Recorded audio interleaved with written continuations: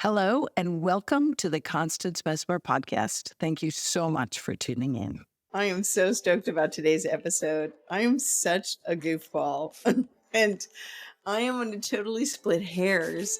And it might be new information for some of you, but some of you might be like, oh, that makes so much sense. I get it. But I was pulling an angel card on, should I even talk about this? Should I even go there? And I picked the love card. And I'm so happy about that. So today is a continuation as we discuss higher consciousness, higher self connection, right? But I just want to invite you to give me a little airtime to express something that I've been pondering for quite a while. If you've been listening for the whole journey with me, then you know that I've talked about like, how do I get my information? I've expressed how that occurs in a few different ways. One is the way that I get the information is through the clairs and through empathic connection.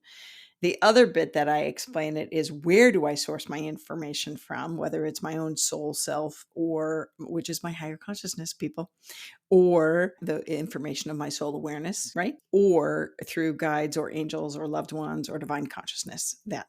But today, what I want to talk to you about is probably, I've been asking spirit, like I'm kind of on the fence. Do I say it's actually body, mind, spirit connection that I want to kind of go into? And the jury's out with the word spirit. I would actually say that in this episode, in regards to how do I tune in to get my psychic information, whether I am getting it from spirit world or from myself, but about other people or other things. So it's really about how do you tune in to get your information? Do you use your body, your mind, or your spirit? So that's where I'm headed. It's basically what's your first point of contact, right? The intention is I'm going to get a connection in some way. And then it's all right, how am I going to get that? So, body would be otherwise known as ClairTangency or touch. This is a term that's also relatable to psychometry. And it's when a healer touches a body for psychic information and the impressions are received through physical contact. So, this is also with psychometry when someone holds an object in their hand, maybe great grandma's old earring set, and you get information about great grandma through the earrings. It's, in my opinion, it's really about the intention of asking, tell me about these the person that owned these earrings, or where did they come from? You might even get where they were made. But this is when there's a psychic connection, right? A soul connection used by touch. I imagine that mediums might want to see a photo of a loved one and hold it, or hold an object of someone that's passed to get info and to initiate the contact. So the contact is via touch, right? With the physical. This is a body physical contact touch. So in this, you are using your hand or another part of your body with the effort of touch in order to pick up some information. So this is why, like I said, some people hold photographs to maybe do reads on animals or people that have passed, or they might also touch an object just to get psychic information, right? And this is why some people that pick up kind of empathic information when they touch items need to be aware. They're probably so aware, but maybe if you're not, you need to start getting aware that maybe you can't buy things from yard sales or get things from antique shops, because when you sit in these things or have these in your possession or close to you or holding on to, or even clothes from secondhand stores, or, furniture from, whatever, when it's so close, and if you're super empathic, you might be compromised by the energetics that you're picking up, the vibration of these items, because they still have the energetic content, kind of the patterning of the people that have had them before. And it's still part of the energy system of the object. This is also important for you to know when you're a healer or even when you're somebody that's empathic. Now, empathics, when they touch someone, they might get some content information or feelings of emotional whatever after meeting someone and shaking their hand, and they may choose not to shake hands. Healers, I use my hands in Reiki when I lay hands on the bodies to do energy work as it passes through my crown chakra, out my hands into the person. But I also do it to sort out the energy of the chakras and do a read on each chakra. Now, you can do that with just intention, but I'm talking specifically when this is touch. So, in any situation like that, all of those scenarios, healers know, and if properly trained, they know that they need to disconnect from the body after they've done the healing session. And that could just be by intention, but also typically it means washing your hands when you're done and setting up that intention that washing of the hands is a clearing of the energy. And you're no longer sourcing the information that you can then ascertain using your higher awareness and as you tune into all the clairs and the empathic information that comes to you. So also too, people that go into, antique shops or secondhand stores or secondhand furniture places might want to do the same thing. You might not really want to touch things, but if you do, you might want to wash your hands afterwards just to help kind of remind of the disconnect, and you're no longer picking up information via ClairTangency. This is important, important, important. It's a contact point of making a connection and noticing that you are immediately tuning in just by physical touch. Just to let you know, I outfitted a lot of my office space with things that were secondhand from yard sales, and I love a good thrift store, right? So I think I shared that great story with you about how spirit led me to some items that are just totally remarkable. Anyway, what I do is I hold the item and I know that it's meant to be with me, and then I also check out to see if I need to clear it. So you can always, if you're really in love with something and love antiques, you can always energetically clear it so that you are freeing it of any residual residue of other people's energy field. A lot of people use smudge sticks or crystals or Reiki energy beaming light at the items with the intention of clearing. Do what you want to, but there are methods that you can do to help clear the energy. This is the same with homes. Many of us live in homes that other people lived in, right? We don't all build our own home. So clearing energy spaces and things is something I'm going to get into on down the line a bit more, but by all means, definitely enjoy your thrift shop finds and your beautiful antique shops and stuff like that. Don't let your incredible clairtangency dissuade you from going into those spaces. You just need to learn about, monitoring your energy field and your auric field, right? We've talked about that before, and clearing items after you buy them. Good luck with all that. Now, even though all of these are intermingled, body, mind, and spirit, I am going to try to differentiate between them. So next up is mind. When you use your mind as a point of contact for information, right? I am referring to when you're using your mind in meditation time or visualization time, specifically even when people channel information or give reads. Shout out to the guide that is helping me on this episode. So fabulous because he's like doing a jig dancing in front of me, straightening out the tie, going, yeah, yeah, yeah, all that. So I'm tuning in at the same time. So with the mind, a lot of times psychics or mediums use their mind as a tool of divination, if you will, right? As they garner information, even though mentally they're going into that higher self space, whether they realize it or not, because they're not in the third dimensional space. They're in higher mind awareness, altered state of awareness, if you will, using the mind then to use that as a methodology of tuning in. And then in that space, what's impressed upon the mind becomes then the various clairs that process through the mind so that the mind can make sense of the experience, right? Some of it too is just even claircognizance, when it's just a eureka knowing and it's not even a clair. So you don't see it, you don't feel it, you don't hear it, you don't smell it, don't taste it, you just know, right? And that even too impresses in the mind space, because you need to translate what's happening in the mind. You do with touch, right? But you're not putting your hand on anybody, you're not brushing up against anybody, you're not sitting in a chair in a shop that somebody else has used and all of a sudden getting a read on them.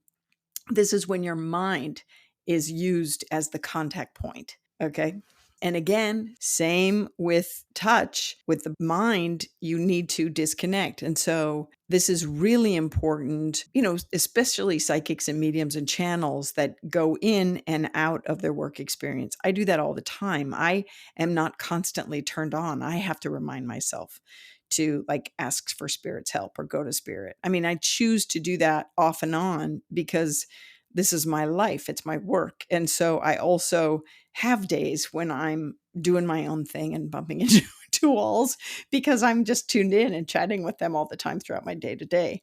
But sometimes people ask me about my work and they think I'm readily going to go into a read on them. And I don't. I actually am very disconnected and have clear boundaries. That I hear that you want to be my friend because you kind of want a free read. And no, that's my work. You know, so just like everybody has their work, I punch in and out. So when you use your mind as a contact point and then from that space tuning in, right? You are all doing that throughout your day when I'm asking you to practice your clairaudience, your clairvoyance, your clairsensation, your clairsentiment, your clairgustance, clairolfactory.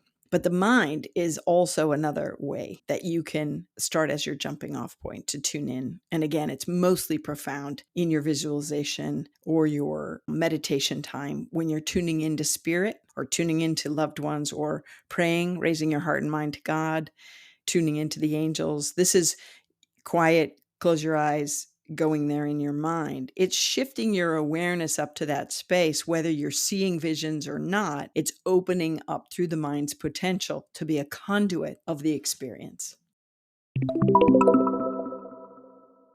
Hey, I want to tell you about my book, Some Dogs Talk. I wrote this book to teach animal communication among the pages of non-creepy paranormal realistic fiction. And because of the content and delivery, it is equally appealing to a wide age group. I think you'll find it fun to explore and actually probably maybe see yourself in the pages. Get your copy today. And finally, in my opinion, we have spirit, right? Body, mind, and spirit. And spirit, that's the one more so that I'd say empaths are highly aware of. They tune in just with their energy field. They can be in the same energetic space as another, and they're picking up things and getting information, whether they realize it or not. Their job is, like everyone else's, is to ascertain and discern what's mine, what's theirs. And so with spirit, that's why I was like, spirit, should I call it spirit or it's energy? Really, it's soulful energy, but spirit's like, well, what do you think spirit is? Spirit's energy. And I said, well, everything's energy, even the body physical. And then they were laughing and they were like, I thought you were splitting hairs. And I was like, yeah, you're right. So body, mind, and spirit. So spirit is sometimes also too, it's picking up the energy field of things, using your energy field as a point of contact. So you're not touching anything. You're not really mentally using your mind to enter in. When you're thinking, now this is where it gets really tricky. Like sometimes I might tune in to loved ones that are states away or my friends far away and think, all right, we'll play games. Like, what are you doing? See if you could tell what I'm doing now. And I might project soulfully to that space far across. But I usually tend to go into my mind and do remote viewing. I don't do astral projection. Two totally different things that I'm going to get into later, but maybe you're familiar with them. So when I'm talking about spirit as a point of contact, this is again, mostly the empathic stuff. It's the vibration. It's picking up, maybe getting a read off of people, places, and animals just by being near them or you're being in the same energy space as them. I was doing an energy clearing on a house. And so that came in importantly. Let me just say it like that. The whole awareness of spirit as a source of contact or a point of contact in regards to getting a read. So we use our spirit to make contact when spirit comes into our presence, right? We can go to where spirit resides, or they can come to where we reside. And when I do reads for people and I do mediumship sessions and I see and I call their loved ones to come so near that they drop into our realm. And sometimes I see them in the third dimension beside these people, or I see them still kind of in spirit so I can see through them within the veil.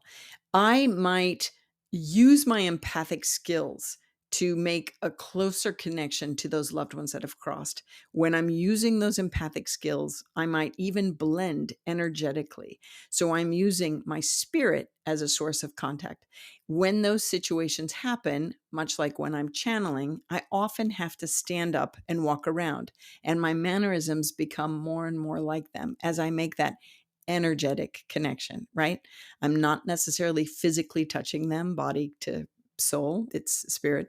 I'm not necessarily having it be a mental exercise, although I might get mental impressions. It's a purely spirit connection and a spirit kind of projection, if you will, as I join with them to allow them to use my energy space to give me more detailed information on maybe their mannerisms or ways of being. And I only do this in trusted experiences, and I call my guides to be around me when that happens. This too, when you do a spirit connection as a contact point for getting psychic information or empathic information, again, that too is important to disconnect at the end of sessions, because you don't want to still be kind of picking up their energy field and knowing how they're feeling, or getting all the other kind of information that you can when you blend energy spaces with others. This is also too why some people, when they're in crowds or in conferences, can only sit by certain people in the room, because by sitting by other people, their vibration is kind of vibrating at the same frequency as the people they surround themselves with. And so spirit cautions you in those moments to recognize that you're making contact in those moments with others, with your own spirit, with your own vibrational frequency. And how then sometimes when you leave or go on breaks, you might need to ground your energy to get back in your body, or you might need to, get some fresh air to clear your energy field, because after a while in those meetings, it might be the lights or it might be the droning of the speaker, hope not me, that has you tired and exhausted, or the amount of information, but it could also be the energy field of the space. And so in those moments, recognizing that you're using your spirit in a way of contact, or a point of contact for your information, even if it's subconscious information that you're garnering, that you need to take your time to clear, ground yourself. This is important to ground your energy and disconnect. I would say in the mind and in the spirit, it's important to ground your energy and disconnect. With the body, usually you're going in your point of contact and you're reading it specifically off there, even though you're going into the higher awareness spaces to get more of the information. Usually the information, if it's pretty straightforward, you might not be way up in the ethers. So you might not need to ground, but up to you. Now, always listen to your own energetic experience to whether or not you need to ground. But definitely when you're using your spirit as a point of contact, coming back and grounding in your own body is of paramount importance. So then, thinking of body, mind, and spirit, here's the interesting thing, right? Because if you use touch as your form of how you might begin receiving the information, that's the kinesthetic part, right? But then the mental, your mind, receives the information of the touch and then processes the information, right? But in essence, you're really using your soul to begin the process, because it is through the senses of your soul awareness, your spirit, your energy body, that you're actually existing primarily in when you're initiating that touch, processing that information and impressing it in your soul awareness, right? So they're really all interrelated, but I just wanted to kind of split them up for fun. Thank you so much for indulging me as we've taken this little stroll to cover body, mind, and spirit. Hope you didn't get too caught up in the word spirit, since I also use that word to speak about connecting with other side. But you could easily say physical, mental, and energetic, if you will. It's just that these are 3 points of contact that we use when we're initiating psychic experiences or soul awareness experiences.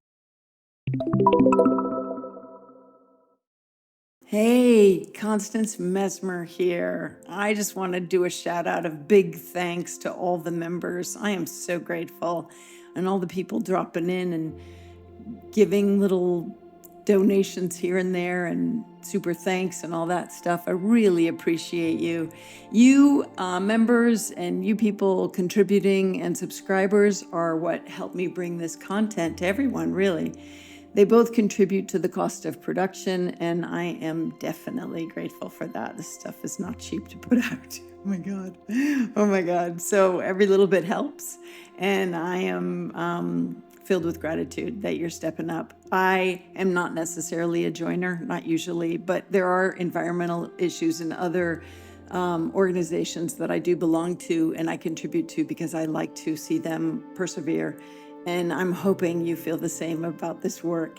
I hope you put it into practice in your life. That's another way that you could spread this work and help change our world, which is what I think it ultimately does. As you know, I think if everyone tuned into their soul senses, the world would be a much better place. So when you subscribe, it's a big yes vote for the content, and it helps spread the work across the planet. So when you put the lessons into practice and subscribe and like and share, you help me help you carry the lesson beyond you and me. And I am just really grateful. Legally speaking, this podcast is presented solely for educational, spiritual, and entertainment purposes. It is not intended as a substitute for medical diagnosis, treatment, or the advice of a physician, psychotherapist, or other qualified professional. You should not use this information to diagnose or treat a health problem or condition. Always check with your doctor. Thank you.